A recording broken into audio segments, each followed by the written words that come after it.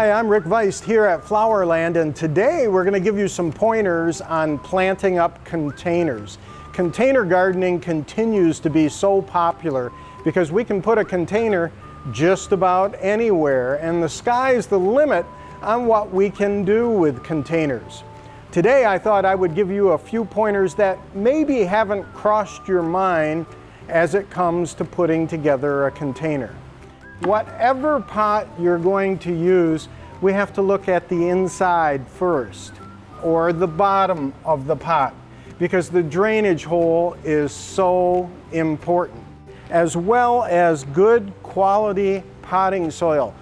As it regards to the pot, this adage isn't always true, but it's true with pots, and that is bigger is better. So the more soil mass we can put in a pot, as the roots grow and the plants grow, it's going to make a world of difference as far as success is concerned. Before I plant up the container, I will take them out of their pot and I'll soak them in a bucket of water. And you'll hear bubbling of the water, but what that does is it gets that root ball nice and soaked and saturated before we put it into that fresh potting soil. We're going to do that with each of the plants that we're going to put into this container. Now, before we put those pots in place, let me mention a really important point. And that is, at this point in our planting, you're able to add 2 amendments that will make a world of difference for you this summer. One of them is Osmocote, but essentially it's a fertilizer that lasts 3 to 4 months. In addition to that, we're going to use diaper technology. This is soil moist, but what it is moisture saturating granules similar to what you'd find in a baby's diaper that turn into a jelly when wet.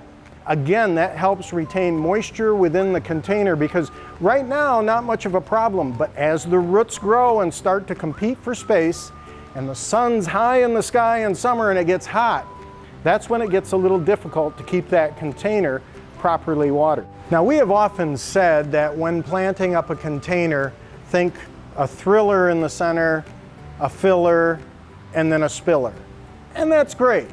But most people do not view a container all summer long from all around that container, because many times you don't set it in the middle of your deck, you set it in the corner of your deck. And if that's the case, then we're going to want the thriller in the back, the filler in the middle, and then some spilling capability over the front. Remember, we took the plants out of the pots, we dipped the root balls so they were good and saturated before we planted. Now we're going to take the pots, and the names of those plants are still on the pots, and we're going to set them where they go in the container. Now we pack this full of soil. We laid out a plan, we packed in this good quality soil, and what we do is we carefully lift this pot out. The name of the plant is still on the pot, and I see that I was planning to put a croton in there. And if you come over here and take a close look, we have the perfect planting hole for that croton, where we're going to take it, put it in place, pressing it nice so that we have the soil firmly around it, and bingo, it's in the hole. Now let's do that with these other plants.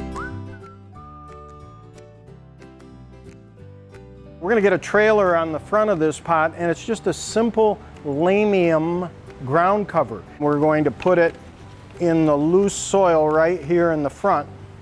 And what that's going to do, it grows very quickly. It's going to provide the trailer that we want. So let me give you a sneak peek behind the curtain. Let's take a look at the back of the pot. And I just want to share this with you. I often have people who say to me, "Hey Rick, can I use bark mulch on my containers?"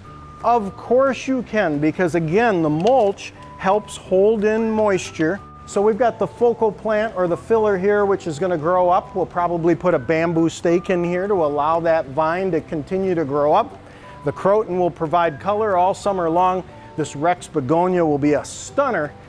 The dahlia is blooming beautiful with the yellow color that complements the yellow throat and that mandevilla, and then this Lamium here trailing over the side. We know it's fertilized properly, we know our watering needs are going to be met, and we know we're going to have one gorgeous container this summer.